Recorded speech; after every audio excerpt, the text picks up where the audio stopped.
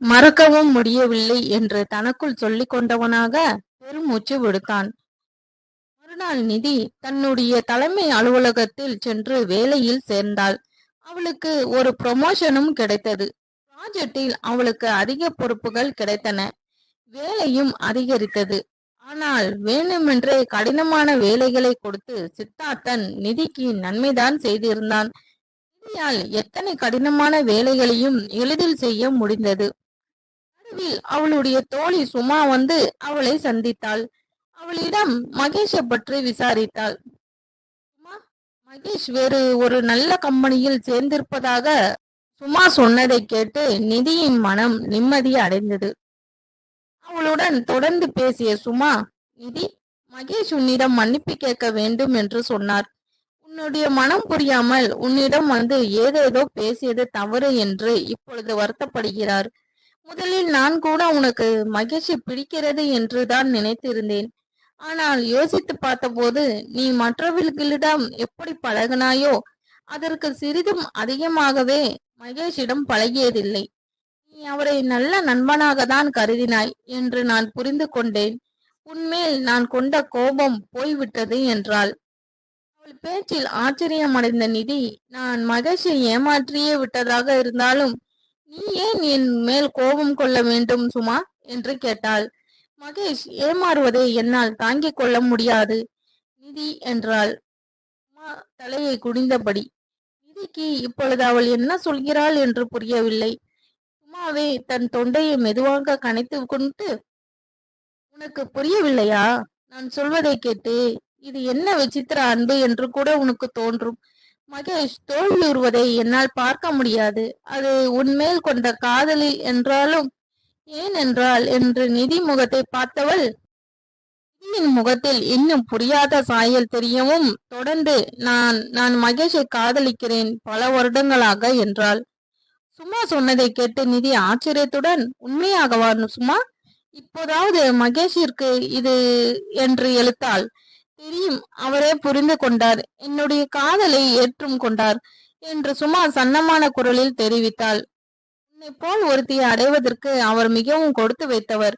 நீ நேசிப்பவரால் திரும்பி நேசிக்கப்படுவது போன்ற பாக்கியம் எல்லோருக்கும் கிடைக்கக்கூடியது அல்ல. அப்படி பார்த்தால் நீயும் அதிர்ஷ்டசாலிதான் சுமா என்று நிதி முழு மகிழ்ச்சியுடன் தெரிவித்தாள். சும்மா சென்ற பிறகு வெகு நேரத்துக்கு நிதி எதையோ சிந்தித்தவாறே அமர்ந்திருந்தாள். வீட்டில் இருக்கும்போது சித்தார்த்தனை அவள் பார்க்கவே இல்லை. அவன் எழுந்திருக்கும் முன் எழுந்து அவன் வீட்டிற்கு வரும் முன் தன் அறையில் முடங்கி அவன் முன்பு ஆடிய கண்ணாமூச்சி ஆட்டத்தை இப்பொழுது நிதி ஆடினாள். ஒரு மாற்றமாக அவனுக்கு உணவு சமைத்து வைக்கும் வேலைக்கு விடுதலை கிடைத்தது. நீ சமைத்த உணவை நான் குப்பை கூடையில் கொட்டி அதை உண்ட ஒரு நாய் இறந்து விட்டதாம். அதனால் என் உயிர் உன்னிடம் பயணம் வைப்பதை நான் விரும்பவில்லை. எனவே எனக்காக நீ எதுவும் செய்ய வேண்டாம். உன் உயிரை பயணம் வைப்பதும் வைக்காததும் உன் இஷ்டம் என்று ஒரு நாள் அவன் எழுதியிருந்த குறிப்பை படித்துவிட்டு நிதிக்கு சிரிப்புதான் வந்தது. ஆனாலும் அவளுக்கு திருப்தியாக இருந்தது. ஏற்கனவே அவன் உணவை வீணாக்குவது குறித்து அவளுக்கு பெரும் அதிருப்தி இருந்தது.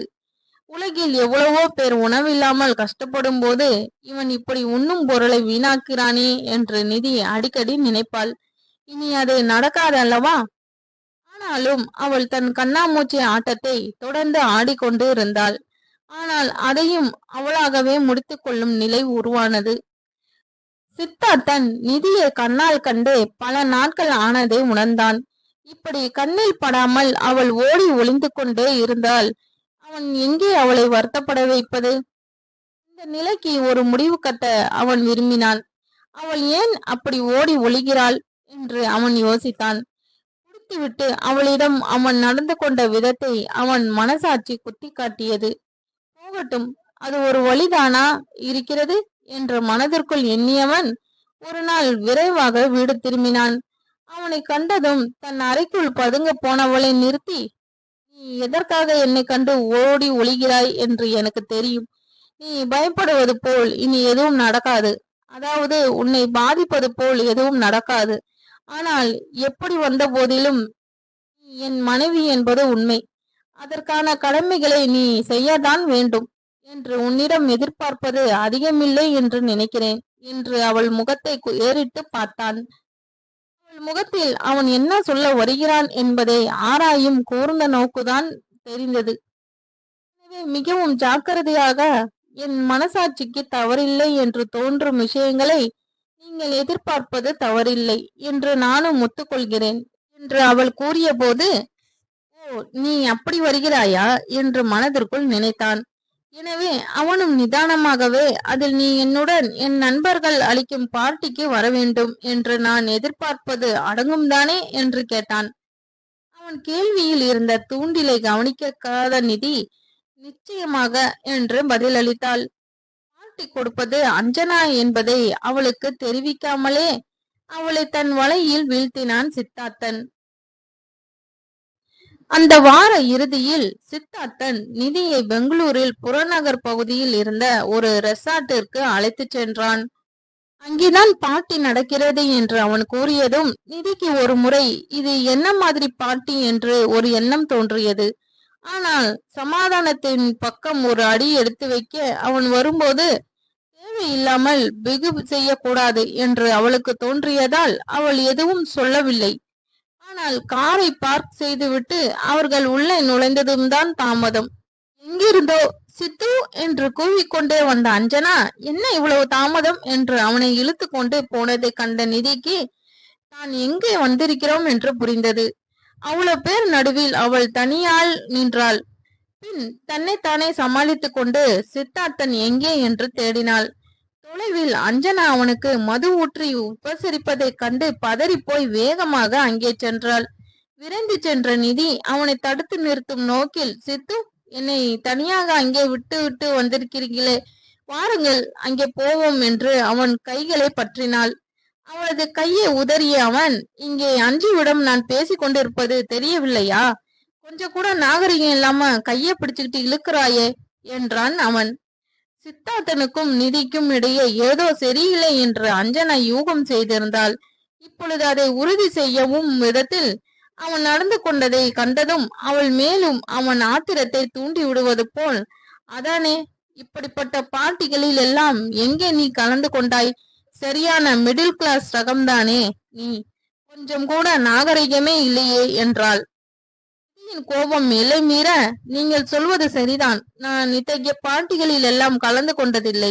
நான் கலந்து கொண்ட பார்ட்டிகளில் எல்லாம் இப்படி அடுத்தவர்கள் கணவனுக்கு மதி ஊற்றி கொடுக்கும் பெண்ணை சந்தித்ததில்லை என்று கூறிவிட்டு திரும்பி பாராமல் நடந்தாள். அவளது பேச்சு சுள்ளென்று மனதில் தாக்க, எப்படி பேசுகிறாள் பாருங்கள் சித்து, சரியான திமிரு பிடித்த என்ற அஞ்சனா கூற முற்படும் போது சித்தார்த்தன் சீரும் குரலில், போதும் நிறுத்து, அவள் பின்னால் அவளை பற்றி ஒன்றும் சொல்லாதே என்றான். அஞ்சனாவின் மனம் துணுக்குற்ற போதும் தன்னை சமாளித்துக் கொண்டு, சரி சரி, நீங்கள் சொன்னால் சரிதான் என்றபடி அவனை இழைத்தாள். தூரத்தில் இருந்து அவர்கள் இருவரையும் பார்த்து கொண்டிருந்த நிதிக்கு அவன் ஏன் அவளை அங்கே அழைத்து வந்தான் என்று விளங்கியது. அவளாக அந்த இடத்திலிருந்து போகவும் முடியவில்லை, அவனாகவும் வருவான் என்று அவளுக்கு தோன்றவில்லை. சிறிது நேரத்தில் பலத்த சப்தத்துடன் ஆட்டமும் தொடங்கியது. அஞ்சனா சித்தார்த்தை விடாது ஆட இழுத்து சென்றாள். ஒன்றும் செய்ய இயலாதவளாய் நிதி வெறுமே அமர்ந்திருந்தாள். திரும்பி பார்த்தால் தானே துன்பம், இந்த பக்கம் திரும்பியே பார்க்காவிட்டால் ஒரு தொல்லையும் இல்லையே என்று எண்ணிவளாக உட்கார்ந்திருந்தாள் நிதி. 12 கடந்து விட்டது. இவன் எப்பொழுதுதான் வருவான் என்று சலித்தபடி திரும்பிய போது சித்தார்த்தன் அவளை நோக்கி வந்து கொண்டு இருந்தான். அருகில் வந்து போகலாமா என்று அவன் கேட்டதும் அவன் அந்த இடத்தில் கிளம்பினால் போதும் என்று நிதி வேகமாக எழுந்தாள். கார் வரை தள்ளாடி கொண்டே வந்தவனை நிறுத்தி, சாவியை கொடுங்கள், காரை நானே ஓட்டுகிறேன் என்றாள் நிதி. ஓ, ஆச்சரிய பார்வையுடன், உனக்கு கார் ஓட்ட தெரியுமா என்றான் அவன். இதில் என்ன அதிசயம், பெண்கள் இந்த காலத்தில் விமானம் கூட ஓட்டுகிறார்கள் என்று நிதி கூறிக்கொண்டே அவன் ஏறி அமர்ந்ததும் காரை கிளப்பினாள். அத சொல்லல, உன்னை போன்று மிடில் கிளாஸில் இருந்து வருபவர்களுக்கு கார் ஓட்ட எல்லாம் தெரியுமா? வாய்ப்பில்லையே என்று பார்த்தேன் என்றான் சித்தார்த்தன். அந்த நேரத்திலும் குரலில் கிண்டல் தோணிக்க நிதி காரை ஓட்டிக்கொண்டே கோபத்துடன், ஆ ஊ என்றால் மிடில் கிளாஸ், அது தெரியுமா, இது தெரியுமா என்று என்ன ஏளனம்! மிடில் கிளாஸில் பிறப்பவர்கள் எல்லாம் ஒன்றும் தெரியாமல் வளர்ப்பவர்கள் என்ற எண்ணமா? என் அப்பாவிடம் கூட கார் இருக்கிறது. அது உங்களுக்கு தெரியும் தானே? உங்களுக்கு முதலில் நான் மிடில் கிளாஸ் என்று எப்படி முடிவெடுத்தீர்கள் என்றாள். ஆமாம் ஆமாம், நீ அம்பானியின் மகள் என்று எனக்கு இதுவரை தெரியாது என்று கேலியாக உரைத்தவன் அவள் அப்பாவின் சிறிய காரை நினைத்து பார்த்து மீண்டும் ஒரு ஏளனத்துடன், ஓ, உன் அப்பாவின் காரையும் மறந்து விட்டேன். இப்போதெல்லாம் நம் ஊரில் பார்க்காரர் கூட காரில் சென்றுதான் பால் ஊற்றுகிறானாம் என்றான். நிதி மேற்கொண்டு எதுவும் பேச பிடிக்காமல் அமைதியாக காரை ஓட்ட, என்ன பேச்சை காணோம்? பார்ட்டியில் கூட யாரிடமும் பேசாமல் என்று உட்கார்ந்திருந்தாய். கிளம்பும் போதும் அஞ்சுவிடம் சொல்லிக் கொள்ள கூட இல்லை. அடுத்த முறையாவது இது போல இல்லாமல் ஒழுங்காக நடந்து கொள் என்று புத்தி கூறினான் சித்தார்த்தன். அவன் கூறியதை கேட்டு வெகுண்ட நிதி, அடுத்த முறையா? இப்படிப்பட்ட பார்ட்டிகளில் நான் கலந்து கொள்வது இன்றே முதலும் கடைசியும். இனி இன்னொரு முறை இப்படிப்பட்ட பார்ட்டிகளுக்கு என்னை கூப்பிடாதீர்கள் என்றாள். ஓ, அந்த அளவுக்கு போய்விட்டதா? நான் என் மனைவியாக செய்ய வேண்டும் என்று எதிர்பார்ப்பதை செய்ய முடியாது என்று கூறினால் நீ என் மனைவியாக இருக்க தேவையே இல்லை என்று சித்தார்த்தன் உருமும் குரலில் கூறி முடித்ததும் அங்கே சில வினாடிகள் அமைதி நிலவியது. ஒருவாறு தன்னை சமாளித்துக் கொண்ட நிதி, நீங்கள் இப்பொழுது நிதானத்தில் இல்லை, நாம் பிறகு இதை பற்றி பேசலாம் என்றாள். நான் நல்ல சுயநுணவோடு தான் இருக்கிறேன். குடித்துவிட்டு நிலை தடுமாறும் அளவிற்கு நான் ஒன்றும் மொடா குடியன் அல்ல. சில நாள் குடிகாரன்தான். எனவே இப்போதே பேசலாம். நான் கூறியதற்கு என்ன பதில் கூறுகிறாய் என்றான். அவன் கூறியதற்கு அவளிடம் பதில் இருந்தால்தானே அவள் பதில் கூறுவாள். நிதி மெதுவாக, உங்கள் வாழ்க்கையை விட்டு என்னால் போக முடியாது. நான் போவதற்காக வரவில்லை என்றாள். ஏளன சிரிப்புடன், ஆமாம் ஆமாம், வெறுமே போவதற்கு நீ வரவில்லை என்று எனக்கு தெரியும். ஆனால் கவலைப்படாதே, விவாகரத்து செய்தால் நீ எதிர்பார்க்கும் அளவிற்கு கிடைக்கும் என்றான். அப்படி ஒரு நிலை எந்த நாளும் வரப்போவதில்லை. நீங்கள் என்னை பயமுறுத்துவதற்காக தான் இப்படியெல்லாம் பேசுகிறீர்கள் என்றாள் நிதி தன் நடுக்கத்தை மறைத்து கொண்டு. நீ நான் சொல்வது போல் நடக்காவிட்டால் நிச்சயம் அது போல் ஒரு நாள் நடக்கத்தான் செய்யும் என்றான் சித்தார்த்தன் உறுதியாக.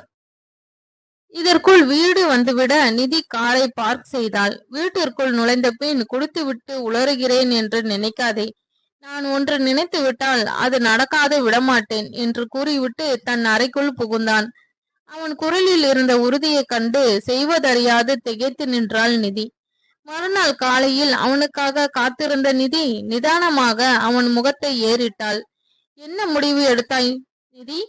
நான் சொல்வது போல் நடக்கிறாயா, இல்ல என்னை விட்டு பிரிய தயாராகிறாயா என்று இருமாப்புடன் கேட்டவனிடம், உங்களை பிரிய சம்மதிக்கிறேன் என்றாள் நிதி. அவளது அந்த பதிலை கேட்டு அசந்து போனவன், என்ன சொல்கிறாய் என்று புரிந்துதான் சொல்கிறாயா என்றான் சுளீரென்று. ஒவ்வொரு வார்த்தையும் நிறுத்தி அவனுக்கு விளக்கும் தோணியில், வெறுமே பிரிவது மட்டுமல்ல, உங்களிடம் இருந்து எந்த பணமும் தேவையில்லை என்று எழுதி கொடுக்கவும் நான் தயார். உங்களை அப்படி பிரிந்தால்தான் என் மேல் இருக்கும் சந்தேகம் தீரும் என்றால் அதற்கும் நான் தயார்தான் என்றாள் நிதி. அவளது பேச்சை அப்பொழுது நம்ப மறுத்தவனாய், உன்னுடைய ஸ்டண்ட் வேலைகளை எல்லாம் நான் நன்றாக பார்த்திருக்கிறேன். எனவே அத்தைக்கு மீசை முளைக்கும் போது அதை பார்க்கலாம் என்று கூறிவிட்டு வெளியேறினான் அவன். அன்றைய தினத்திற்கு பிறகு சித்தார்த்தன் அவளை எந்த பாட்டிக்கும் அழைக்கவில்லை. ஆனால் அவ்வப்போது அவன் அத்தகைய பாட்டிகளுக்கு சென்று வரவும் தவறவில்லை. அவன் குடித்துவிட்டு வரும்போது நிதியின் முகம் மாறுவதை பார்ப்பதற்காகவே அவன் எப்பொழுதும் நிதானம் தவறும் அளவிற்கு குடிப்பதில்லை. ஆனாலும் அவனுக்கு பாட்டிகளுக்கு செல்வது உள்ளூர எரிச்சலை தந்தது. என்னவோ உண்மைதான். நாசுக்காக விலக்கிவிட்டாலும் அவள் மேல் வந்து விழுவதை அஞ்சனா நிறுத்தவில்லை.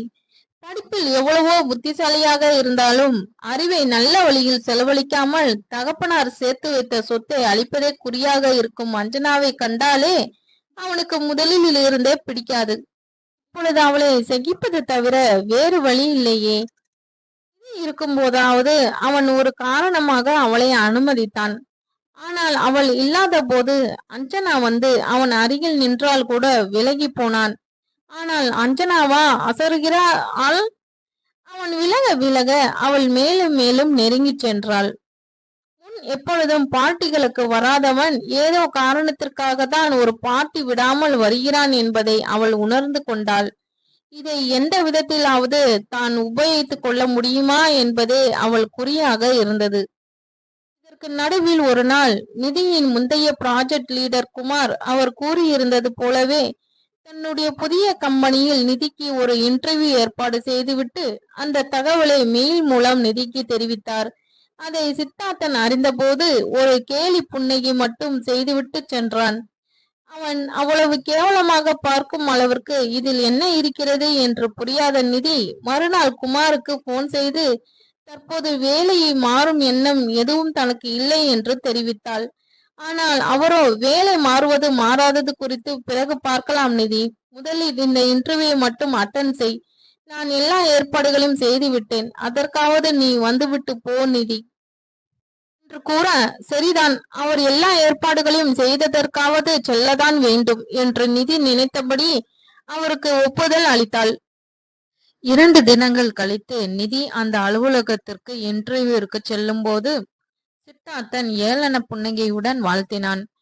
அதன் அர்த்தம் புரியாத நிதிக்கோ தலையை பீத்து கொள்ளலாம் போல் இருந்தது. இன்டர்வியூவிற்கு அவள் எந்தவித முன்னேற்பாடுகளுடன் செல்லாத போதிலும் நிதி அந்த இன்டர்வியூவில் தேறி அப்பாயின்மெண்ட் ஆர்டருடன் கொடுக்கப்பட்டது. சம்பளம் கிட்டத்தட்ட அவள் தற்போது வாங்குவதைப் போல் 2 மடங்கு. ஆனாலும் அவள் குமாரிடம் சென்று மறுக்க அவர் திகைத்தார். என்ன நிதி, நீ வாங்கும் சம்பளத்தை விட கிட்டத்தட்ட 1 மடங்கு அதிகம், இதை போய் வேண்டாம் என்கிறாயே என்றார். தன் திகைப்பை அடக்க முடியாமல், சார், எனக்கு வேலை மாறும் எண்ணம் ஏதும் இப்பொழுது இல்லை. நான் முன்பே சொன்னேனே, நீங்கள் எல்லா ஏற்பாடுகளையும் செய்து விட்டீர்கள் என்ற ஒரே காரணத்திற்காக தான் நான் இந்த இன்டர்வியூவிற்கே வந்தேன். நான் அங்கு சேர்ந்து சில மாதங்களே ஆகின்றன. ஆரம்ப கட்ட ட்ரைனிங்கில் முழுவதும் நான் அங்கேதான் எடுத்திருக்கிறேன். இப்பொழுது அங்கே பல பொறுப்புகள் கிடைத்திருக்கின்றன. இந்த நிலையில் என்னால் வேலையை ரிசைன் செய்ய முடியாது. 1 மடங்கு என்ன, 2 மடங்கு சம்பளம் என்றாலும் நான் நிச்சயம் இப்பொழுது வரமாட்டேன் என்று நிதி தெளிவாக கூறினாள். இவ்வளவு சம்பளம் என்ற போதிலும் வேண்டாம் என்று போகிறாளே என்ற பிரம்மை அடக்க முடியாத அவர் சிபாரிசுக்காக சித்தார்த்தனை தொலைபேசியில் அழைத்தார். ஆனால் அவர் சொன்னதை கேட்டு ஆச்சரியமடைந்த சித்தார்த்தன் அவள் சொன்னது சரிதான் என்று கூறிவிட அவர் மேற்கொண்டு ஏதும் சொல்லாமல் போனை வைத்தார். மறுபக்கத்தில் போனை வைத்த சித்தார்த்தனுக்கு அவர் சொன்ன தகவல் நிச்சயம் அவன் முற்றிலும் எதிர்பாராதது. நிச்சயம் நிதிக்கு அந்த வேலை கிடைக்கும் என்பதில் அவனுக்கு சந்தேகம் கிடையாது. காலையில் கூட போனில் பேசிய ப்ராஜெக்ட் மேனேஜர் நிதிக்கு முக்கியமான அசைன்மெண்ட்டை ஒன்றை கொடுத்து பாம்பாயில் இருக்கும் கஸ்டமர் இடத்திற்கு அனுப்பும் திட்டம் இருப்பதாக கூறிய போது சித்தார்த்தன் மனதிற்குள் சிரித்து கொண்டான். இந்த வேலை கிடைத்ததும் ரிசைன்மெண்ட் பேப்பரை தரப்போகிறாள் அவள். இவரது திட்டங்கள் எல்லாம் காற்றில் அம்போ என்று நினைத்தது சித்தார்த்தனுக்கு இப்பொழுது நினைவிற்கு வந்தது. ஆனால் அவன் நினைத்தது முற்றிலும் தவறு என்பது போல் அவள் அப்பாயின்மெண்ட் ஆர்டரை பார்ப்பதற்கு பிறகும் வேண்டாம் என்று வந்துவிட்டாளாமே, ஏன் என்று சித்தார்த்தனுக்கு உண்மையிலே விளங்கவில்லை. அப்பொழுது அவனது தொலைபேசி மணி மறுபடியும் அழைத்தது. இப்பொழுது போனில் பேசியது நிதியின் தந்தை ரங்கராஜ்.